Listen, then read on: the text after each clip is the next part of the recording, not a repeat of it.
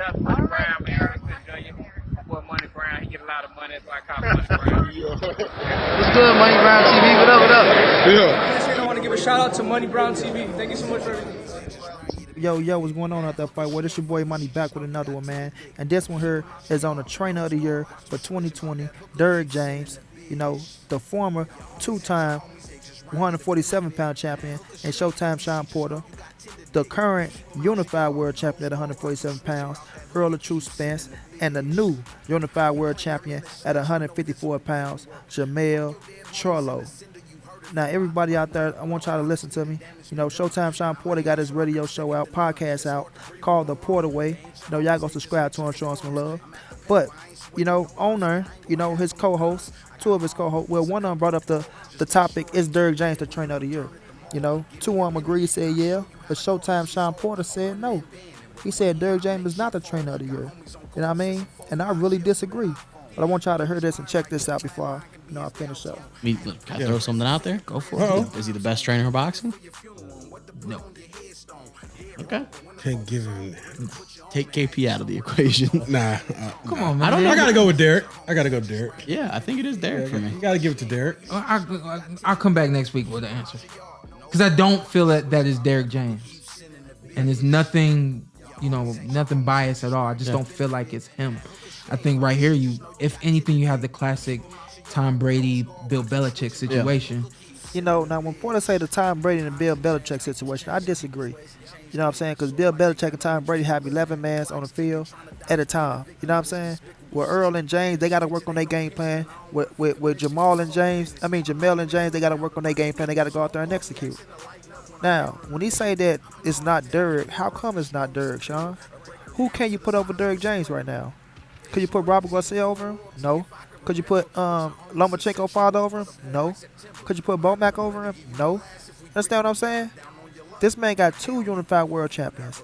2 on his 4th pay-per-view. You dig? On his 4th pay-per-view on November the 21st. Went out there and executed a beautiful game plan with Jermell Charlo. And going to execute a beautiful game plan with Earl Spence Jr. You know? So when I look at this, I kind of say Shawn hating a little bit. I got to say a little bit of hate. In all respect, a little bit of hate, Shawn. I mean, we know what Derrick and Earl did to you. You know what I'm saying? We know that you went out there, you fought the shit out of Earl. Don't get me wrong. You thought you won the fight, and other people thought you won the fight. But shout out to my brother, Main Man, for going back and watching and saying that you lost unanimous decision. But even with 2 great minds in your corner with Kenny Porter and Barry Hunter from the Headbangers, Earl Spence and Derrick James still outdid you, Shawn. And that's a fact. That's a fact. You feel me? So I really can't see where you're coming from with this situation. You say you'll come back next week and you'll say, who you'll say the Trainer of the Year is. So I'm going to hold your feet to the fire on that, which I know I might slip your mind. Now, credit, he didn't say it was Kenny Porter, everybody. So don't go, oh, he can't say it. He said his pops is not the Trainer of the Year. He put that out there. You know what I mean? But when we look at the situation with Derrick and Jermell, and one thing Shawn said that Jermell is not fighting tough competition at his division. That's bullshit. That's bullshit. We know 147 and 154 is 2 of the deepest division in boxing.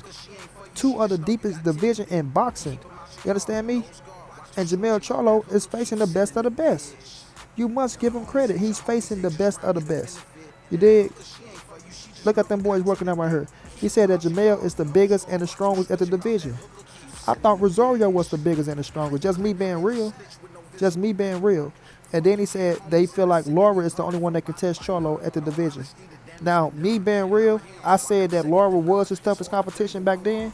I thought he beat Jared Hurd. I thought Jared Hurd beat Laura, and I thought Laura beat Mel. Or if not, give him his toughest competition. And I still think I'm right about that. But now with Laura, diminishing a little bit, I think Mel would knock him out. I think he would knock him out. Before Shawn saying that, Jermell is not, it's like easy up there for him and that he's not facing tough competition, that's bullshit. Because them boys are dogs at 154. Tony Harrison, a dog. Erson Lubin, a dog. You know what I mean? Rosario, a dog. J-Rock, a dog. Brian Castano, a dog. Laura, a dog. It's dogs at 154, bro. And you got more up and coming. So I got to call bullshit on that, Shawn. I got to call bullshit. You feel me? Now, what I do agree with is when Shawn said he can go up to 154 and compete up there easily. And I agree. I believe him, Earl, and Keith Thurman are big fucking welterweights. Kell Brook as well. And we know Kell Brook competing at 154, another dog at 154. So when we look at this situation, bro, and we say Shawn, he say he can go up there, he can fight Jamel right now, which would be a good scrap. That'll be a hell of a scrap. He said Earl ain't gonna fight him. I agree, they homeboys, something like brothers. But my thing is this: Shawn could go up there and rumble and tumble with the best of them up at the 154-pound division. But Shawn, there's dogs up there that's gonna give your ass that work as well. There's dogs up there that's gonna give you that work. You're not finna just walk through them dudes. You're not finna just walk through them dudes. When you say that, the competition is stiff. You did. So Carlos Adain, a monster. To some extent, Patrick Teixeira got power, and you got to be wary of that power.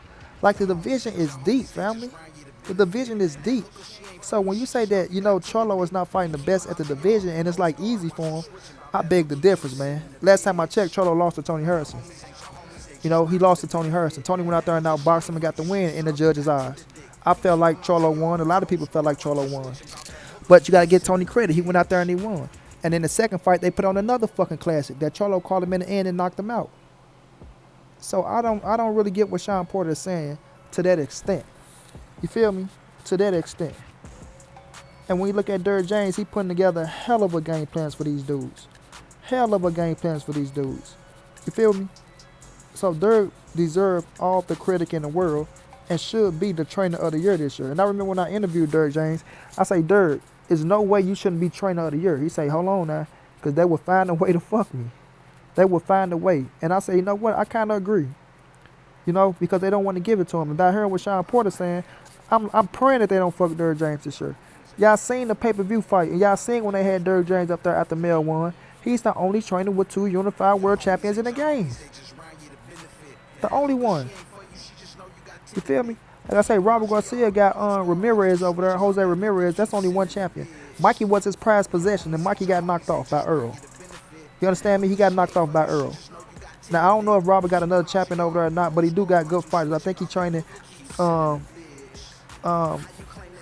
the boy from Dallas, the one that everybody think that's going to beat Earl and all that shit. Can't get his name right now. Ortiz, which is not true. You know what I mean? He's not going to be no Earl Spence. He got good strength and power. He's knocking out everybody. But he's yet to be tested. Like I say, Jose Ramirez is a good fighter. Take nothing away from him. But Josh Taylor beat his ass in my opinion. You feel me? None of them dudes is beating Earl or Mel. None of them. Then like I say, look at Bomac. He got Bud Crawford, 1 champion. And we know his background. But you can't give it to Bomac.